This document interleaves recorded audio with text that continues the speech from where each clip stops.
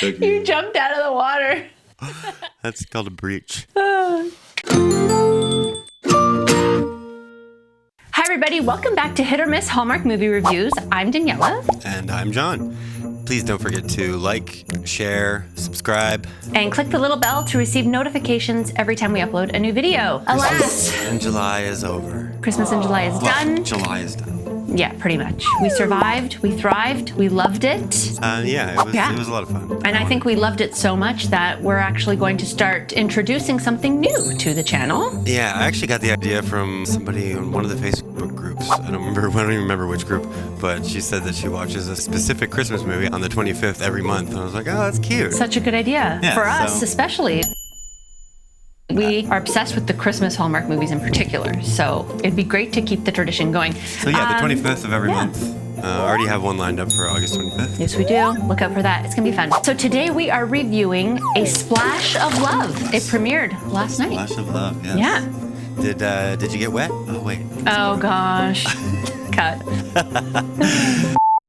Did this movie splash you in the... There's no way to say it. No, I don't think so. So what's this one about? Chloe, played by Rhiannon Fish, is studying marine mammalogy, which is the study of whales, at one of Miami's top universities. Her mentor, Dr. Andrea Ware, encourages her to expand her studies to cover whales in the Pacific Northwest. There, she meets Ben, played by Benjamin Hollingsworth, a whale-watching tour guide who shares Chloe's passion for the sea and the magical orcas. It's not long before Chloe starts to realize she feels at home in Cable Cove because she has found her true other half and is having a whale of a time falling in love. Oh, you like that? That's more of a seal. Oh my gosh.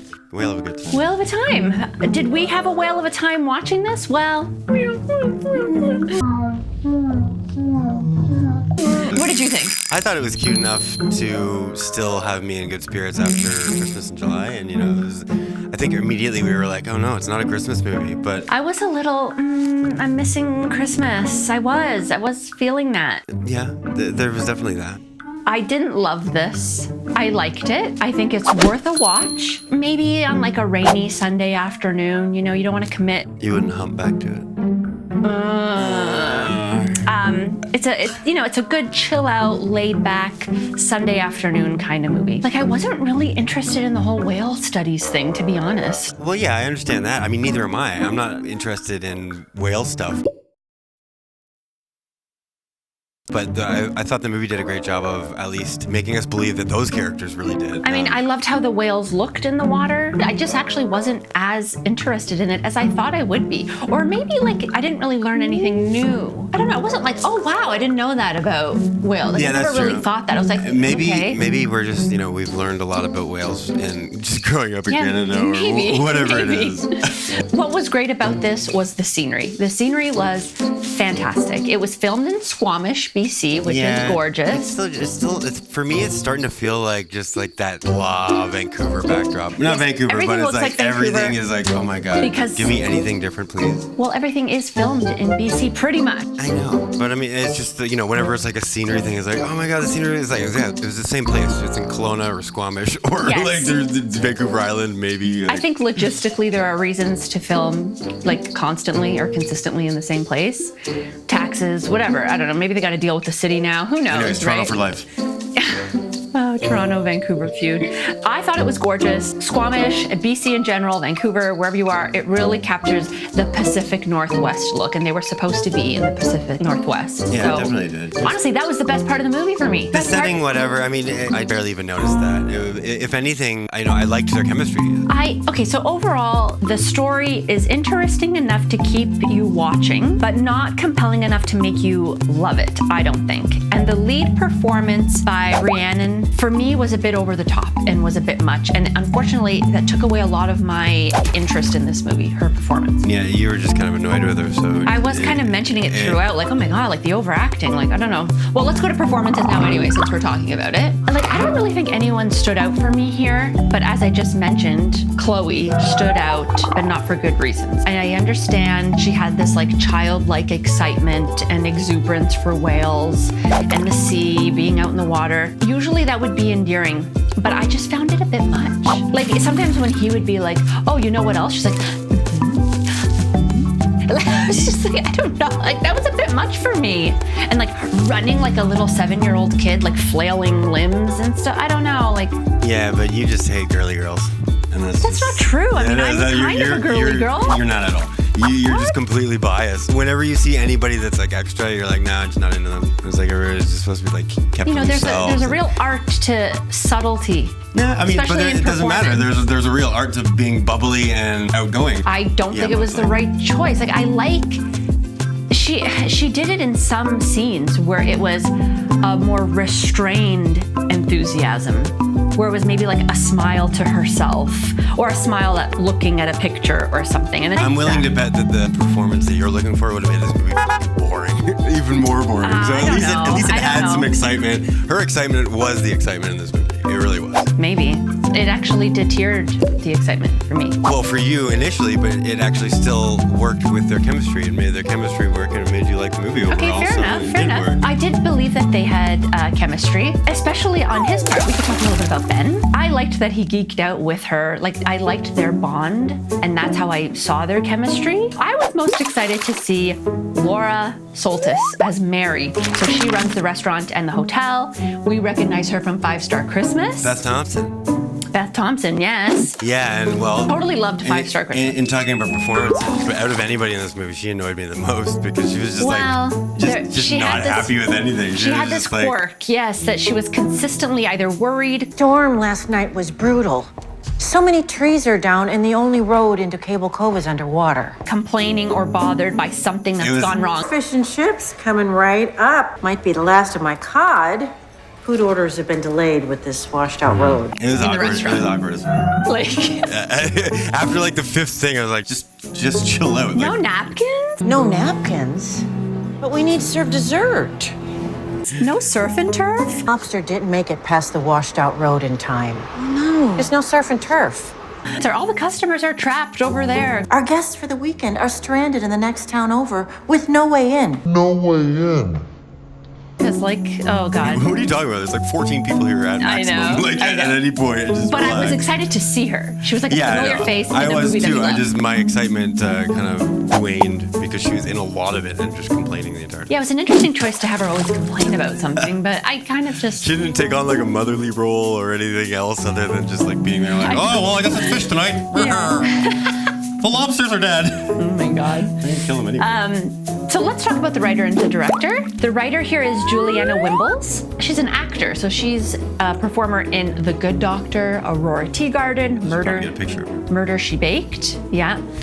So the only other writing credit that she had on her IMDb was Spotlight on Christmas, which we watched and we really liked it. It had Tori Anderson in it from Campfire Christmas, and she comes back to her hometown and she's like a famous star and she has like this famous breakup, so she goes back to her small hometown to be incognito during the holidays and then hooks up with her high school boyfriend.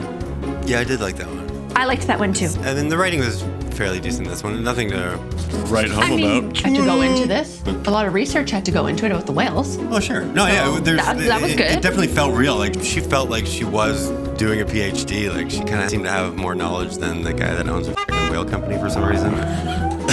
Tours. He takes people watching tours. He just does boat. He's part of the tourism industry there. Yeah. So the director here is Heather Hawthorne Doyle. Oh, we know her. Yes, that name is very familiar. Other directing credits include A God Wink Christmas, Romance to the Rescue with the Dogs. Oh, yeah. That one. And Advice to Love By. So some good ones there. That was the good dog one, right? The good dog one. Yes. So, okay, guys, back to our regular hit or miss list. Oh, I'm going to miss the Christmas meter. I have to say, after like having a scale from 1 to 12 and just going back to yes or no, this is kind of hard. It allowed us to not be as critical, I think, having the scale, because we could really have not liked something but gave it a 5 or a 6, which is not bad on a scale from 1 to 12. But maybe it affects it in the wrong way here because I said to you this morning, I feel like everything's just going to hit now unless it's really bad. We don't have a scale. I know. So this was definitely not a miss for me, so I can't rate it a miss. No, it wasn't a miss for me either. It was a hit. Did this hit the Hallmark for you? It is a hit. But I am going to introduce a bit of a scale here. What do you mean? It was a soft hit. It wasn't a hard hit. I know you don't like this, but it definitely has its faults. It's definitely not great. The story could have been even more interesting. I guess if you're into marine biology and stuff like that, you'd probably love it. And if you're into mammalogy, yes. And if you really love the study of whales and orcas and all that, sure, you'd probably really love it. Yeah. I unfortunately was just put off by some of the choices from the lead. But, so you're saying it was a soft hit? It's a soft hit, yes. It softly hit your homework. Okay, I mean, yes. it was also a soft hit for me too. Okay, I don't want to start using that, but I'm going to this time because, yes, definitely worth a watch, and it was nice to kind of splash back into the one summer movie before we go into fall. I don't understand how that's happening. Nice puns. Sort of depressing. I know, I am, as I said, I am kind of missing Christmas again, but on the 25th of every month, look forward to that, guys. We're really excited to do that. And let's get back to our original Hallmark list. Oh, yeah. The tropes. It's definitely going to be easier to do. The common things you see. Oh my God. Okay, let's hear it. A promotion or deadline?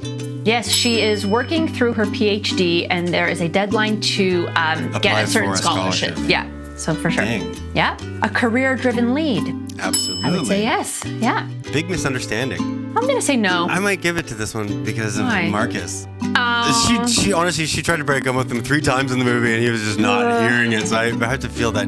I'm still saying qualifies. No. That one scene was really funny when she literally, she's like, okay, I'm having feelings for Ben, and she calls him, and she's like trying to break up with him, and he's like, babe, you're breaking up. I was like, oh, that's funny. That actually was a good scene. That was good. But anyways, I would say that's writing there. Yeah, okay. I would say that's a big misunderstanding because I'm still gonna say no. So we're split on this. Whatever. A change of heart.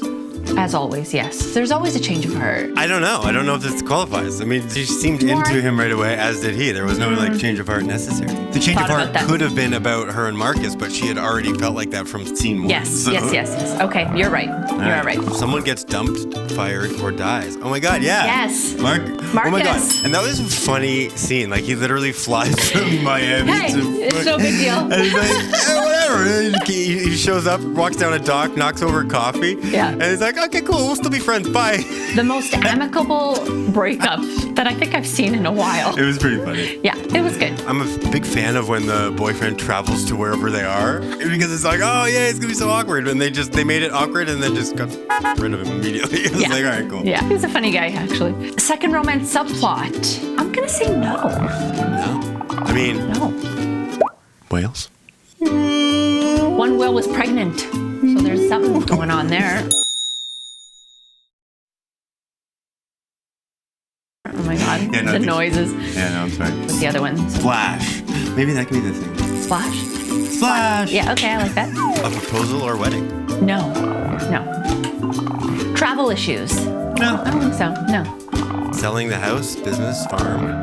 No. Big city, small town transition. Yeah, well, she was in Miami and she went to Cable Cove, so definitely. Yeah, it's Cable Cove. That's definitely not a real place. I don't think it's real. I liked the story behind it, actually, though. Yeah, that was interesting. They almost kissed. Yes, we're back. Yeah. We're back. There's well, like 2. It was very subtle, though. The one I'm thinking of, that first one where he kind of leans in a bit. Well, I don't think that was the one. I think it was the forced one where they went all together. Oh, that one. Oh my God, I don't even recall it. Oh my God. Yeah, he definitely wasn't holding back. He was kind of like... No, even though he knew she had a boyfriend. It was like, okay, chill out a bit, but... You know what you want. A mad dash to the airport, a.k.a. let's go get her. Yes! A mad dash from the port. Yeah, I mean, we always like when it's the girl mad dashing because that's a fun Yeah, that's twist. even more fun. That's actually the second boat-related mad dash we had. That was in Mariah's Lighthouse as well. Oh, yeah. Where I thought he was going to jump off and swim. That's true. Oh, my gosh. That would have been way funnier. That would have been funnier. Yeah. Well, back to the regular, guys. This is okay. Yeah. This is all right. We missed this, actually. But It's the same. I know, it's the same. Thanks, everyone. Let us know what you thought about A Splash of Love. Did you guys watch it? Did this hit or miss the Hallmark for you? Let us know. And as always, thank you so much for your support. Keep your eye out for the 25th of every month. We're bringing back Christmas on the 25th. Oh, but we're still going to be doing everything regular. I think that's just in between. Extra one. Yes, definitely. And we will see you next episode. Bye.